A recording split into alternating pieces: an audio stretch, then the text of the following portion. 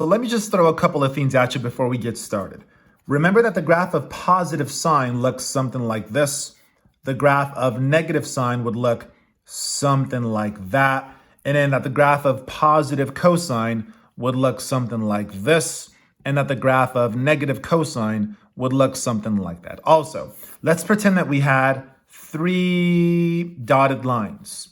And positive sine would begin in the middle, end in the middle, midpoint in the middle. And if it's positive, it'll be there like that. So this would be positive sine. If it were negative sine, it would have gone like this here, something like that. And then again, we have 3 dotted lines, like a street.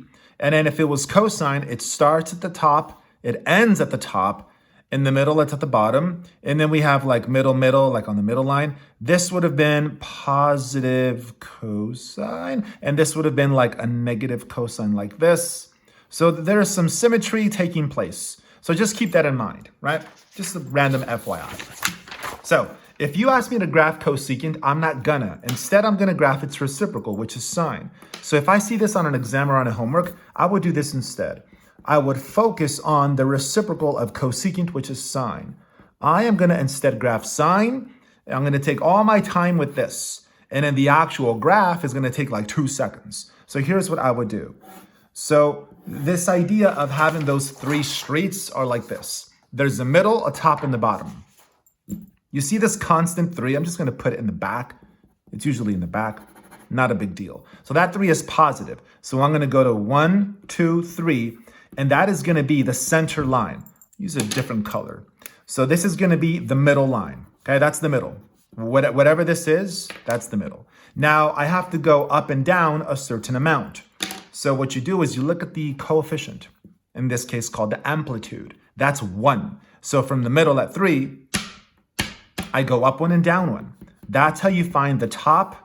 And that's how you find the bottom line, right? So you have the middle, this guy, and then you go up 1 and down 1 because that says 1. Now, are we dealing with positive sign or negative sign? Well, that 1 is positive, so we're dealing with something that looks like this, right? We're dealing with something that looks like this. And so what we can do now to draw the actual thing, you can make like an XY table of values where X would be the angle. You type this into a calculator and whatever the Y is. Plot some points on this graph. I'm not sure how your teacher taught you. Just roughly speaking, the graph of the sine for this one, it would look something like this. It would start in the middle. It's going to end in the middle. It's going to look something like this here. Something like that there. Okay. So that would be the graph of this sine wave. But they wanted the graph of cosecant. So here's what you do. Use the sine to graph the cosecant. So at the beginning, at the middle, and at the end. This is called the 5-point method. At 1, 3, 5. At the beginning, at the middle, and at the end, what you want to do is draw some vertical asymptotes. At the beginning, at the middle, and then at the end. And then what's going to happen is, watch how I draw this. So let me draw this purple. So this purple, it's going to be within the vertical beams, and it's going to make contact at the high point there. And then it's going to chase these vertical beams and it's going to make contact just right there. You see that? So the purple is the graph of the cosecant and the red is the graph of sine. So if you do it this method, make sure that you really emphasize the purple. And maybe if you want, you could have drawn the red one dotted to tell the teacher, hey, I'm placing emphasis on the purple instead of on the red. This is how I would have done this. There are different techniques. But I always like to use the graph of the regular parent function to graph the actual goal. All right? Here is no different. In this case, I wouldn't graph secant. I would have graphed cosine instead because that is the reciprocal of secant. So for cosine, we anticipate something like this here because this is positive. And then this is going to be the middle line. So what I'm going to do is I'm going to go to -1.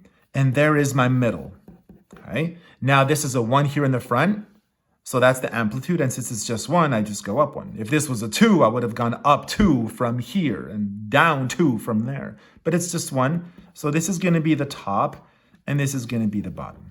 And again, for the actual graph of cosine, maybe use a table of values. I'm not sure how the teacher taught you guys, But for cosine, it would look something like this.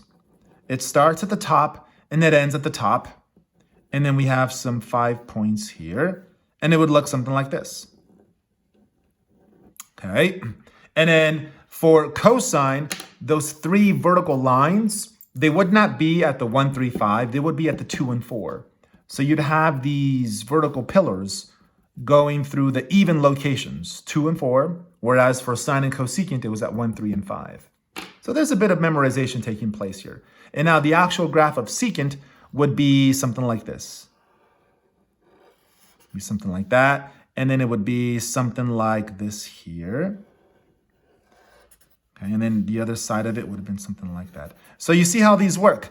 You use the graph of one to build the other, where cosine makes contact with secant at this high point and at this low point. And the same for sine and cosecant. They make contact once at these high and low points, and everywhere else they chase these vertical asymptotes. So the purple would be the actual answer.